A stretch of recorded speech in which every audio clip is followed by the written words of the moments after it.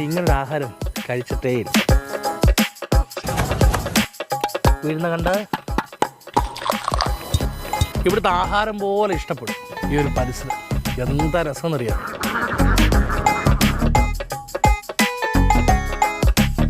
ചിലർ വിചാരിക്കേ ഇതിന് മാത്രം എന്തോ കഴിക്കാൻ ഉള്ളത്. അത് കുറേ ഐറ്റംസ് ഉണ്ട്.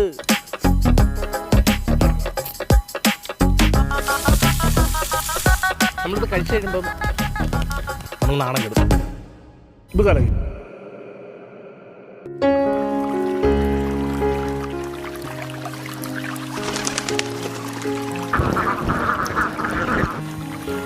ഇത് നടന്ന് നടന്ന് മനുഷ്യൻ്റെ കാല് തേഞ്ഞതാണല്ലോ മിച്ചം.